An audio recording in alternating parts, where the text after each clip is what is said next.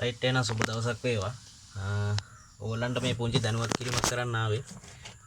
දැන් බලන්න මේ තියෙන්නේ මේ වාහනේ 2 stroke මේ 204 නම්බරයක්. එතකොට මේක ආවේ යට බැටල් පම්පයක් ආවේ. දැන් මේකට උඩ බැටල් පම්පයක් තියලා තියෙන්නේ. රයිට් දැන් තිබ්බට දැන් ඔයගොල්ලෝ බලන්න මේක ඉස්සරහට යන බ්‍රේක් ලයින් එකක් නැහැනේ මූණට. රයිට් මෙතනට නෑ වටේ. එතකොට ඒ ලයින් එකට ජොයින් කරලා තියෙන්නේ පස්සට යන ලයින් එකටමයි. රයිට් ඒකේ අවදානම තමයි යාළුවනේ. දැන් ඒක හොඳයි පොම්පේ තියෙන එක හොඳට බ්‍රේක් තියෙනවා වාහනේ. රයිට් දැන් මේ වාහනේ පෝක් එක තියලා නැහැ. රයිට් එතකොට අපිට ඉස්සරහට බ්‍රේක් හදන්න බෑනේ. රයිට් දැන් මේකේ ආවේ හැන්ඩල් එකේ මේ අත ආවේ දැන් ඒක නැහනේ. රයිට් ඒවා අයින් කරනවනේ ගොඩක්. ඉතින් අපේ කට්ටිය මේ එතකොට ඉස්සරහට බ්‍රේක් නැහැ. ගොඩක් වාහන වල මට නම් හම්බෙච්ච ඒවා ඉස්සරහට බ්‍රේක් නැහැ. මේ මෙතන ලිවර් අයින් කරලා තියෙන්නේ හැන්ඩල් එකේ.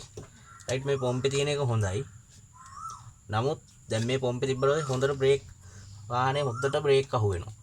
රයිට් යට පැටල් පොම්පේ වගේ නෙමෙයි උඩ පැටලේ හොඳට බ්‍රේක් තියෙනවා 5 පෝට් පොම්පේ. රයිට් අර එතකොට ඇක්සිඩන්ට් වෙන්න තියෙන ප්‍රවණතාවය වැඩි. මොකද වාහනේ ඇදිලා යනවා. අපි හදිස්සියකට බ්‍රේක් ගැහුවම එකපාරට වාහනේ ඇදිලා යන්න බලනවා. ඒ මොකද ඉස්සරහට ලයින් එක නැති නිසා. රයිට් මොකද ඉස්සරහෙන් තමයි වාහනේ අපි නතර කරන්නේ. ඕන වාහනයක් ඉස්සරහට එකේ බ්‍රේක් ලයින් එකක් අනිවාර්යෙන්ම ඕනේ.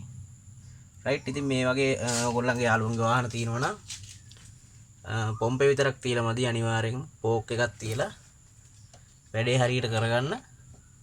රයිට් එහෙනම් සුබ දවසක්. ජය වේවා. බොහොම ස්තුතියි.